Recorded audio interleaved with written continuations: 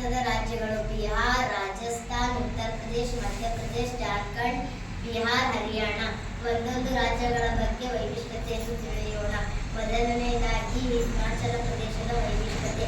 ಹಿಮಾಚಲ ಪ್ರದೇಶ ಅಂದರೆ ಹಿಮದ ಪ್ರದೇಶ.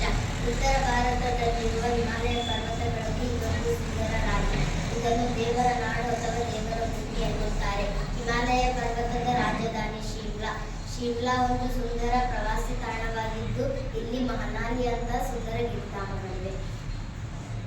ಉತ್ತರ ಪ್ರದೇಶ ಇದು ಭಾರತದ ಅತಿ ಹೆಚ್ಚು ಜನಸಂಖ್ಯೆಯುಳ್ಳ ರಾಜ್ಯವಾಗಿದ್ದು ಲಕ್ನೋ ಇದರ ರಾಜಧಾನಿ. ತಾಜ್ ಮಹಲ್, ವಾರಣಾಸಿಯಂತಹ ಪ್ರಮುಖ ಸ್ಥಳಗಳಿಗೆ ಹೆಸರುವಾಗಿದೆ. ಕಾರ್ಯಕ್ರಮ ಉತ್ತರ ಭಾರತದ ರಾಜ್ಯಗಳು. ರಾಜಸ್ಥಾನದ ವೈಶಿಷ್ಟ್ಯ. ರಾಜಸ್ಥಾನದ ರಾಜಧಾನಿ ಜೈಪುರ. ಶ್ರೀಮಂತ ಇತಿಹಾಸದ ವೈಭವಯುತ ಕೋಟೆಗಳು ಮತ್ತು ಅರಮನೆಗಳು ವೈಶಿಷ್ಟ್ಯ ಸಂಸ್ಕೃತಿ ಹೊಂದಿದೆ.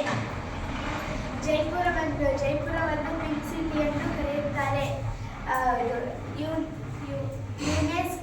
ಯುನೆಸ್ಕೋ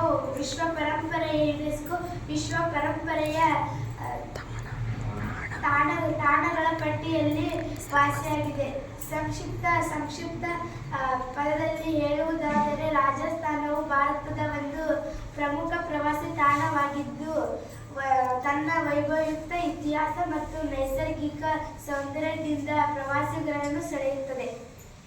ಇಂದಿನ ಸಚೇತನ ಕಾರ್ಯಕ್ರಮ ಉತ್ತರ ಭಾರತದ ರಾಜ್ಯಗಳು. ಮಧ್ಯಪ್ರದೇಶ್ ಭಾರತದ ಹೃದಯ ಭಾಗದಲ್ಲಿರುವ ಒಂದು ದೊಡ್ಡ ರಾಜ್ಯವಾಗಿದ್ದು ಇದರ ರಾಜಧಾನಿ ಭೋಪಾಲ್ ಮತ್ತು ಇದರ ಭಾಷೆ ಹಿಂದಿ ಮತ್ತು ಇದರ ರಾಜ್ಯದ ಪ್ರಾಣಿ ಚಿರಾಗ್ ಮತ್ತು ಪಕ್ಷಿ ಹಸಿರು ಪಾರಿವಾಳ.